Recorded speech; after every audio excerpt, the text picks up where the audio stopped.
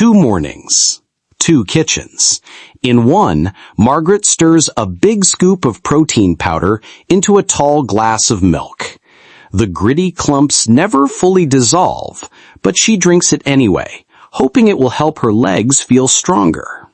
Across town, Evelyn hums softly as she slices a wedge of creamy cheese onto her plate beside fresh tomatoes. It's from a local grass-fed farm, rich, tangy, and easy on her stomach. She moves without stiffness, balancing her coffee in one hand and watering her basil plant with the other. Both are 68. Both notice their legs getting weaker over the past few years, but their days and their choices couldn't be more different. Margaret, a retired school secretary, takes her prescribed pills, adds a protein shake every morning, and rests often because it's just part of getting old. Her doctor calls it muscle wasting, but Margaret figures the powder is enough to fight it. Evelyn also felt that weakness creeping in, stairs that felt steeper, groceries that felt heavier. But instead of only relying on supplements and powders, she started looking for natural, whole food answers. Her granddaughter sent her an article on muscle support in seniors, and one idea stood out. Certain cheeses could help rebuild muscle, often more effectively than protein powder, and without the digestive issues that sometimes come with it. Now, before we go further, this next part is crucial. What both Margaret and Evelyn were facing is called sarcopenia, age-related muscle loss. It doesn't just happen because of birthdays. Think of your muscles like a savings account. If you stop depositing through the right nutrients and movement, withdrawals happen faster. And over time, the balance gets dangerously low. Research suggests that seniors need more high-quality protein and specific nutrients like calcium, vitamin K2, and healthy fats to keep muscle fibers strong. But here's the twist. Not all proteins are equally effective for muscle repair.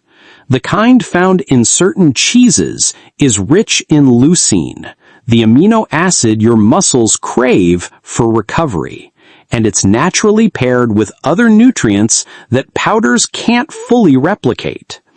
Evelyn chose 3 kinds of cheese that became her daily allies. First, goat cheese, especially from grass-fed goats. It's gentler on digestion, delivers high-quality protein, and brings calcium that works alongside vitamin D to protect both bone and muscle. A couple of slices with lunch was enough to make a difference over time. Second, cottage cheese, organic if she could find it. Packed with casein, it releases amino acids slowly, helping muscles recover while you rest. Perfect for an evening snack. She'd often add berries and a sprinkle of cinnamon for taste and extra antioxidants. Third, Parmesan, preferably aged and from grass-fed cows. Just a small amount adds a protein boost to soups or salads, and it's loaded with leucine, that muscle-building key we talked about earlier.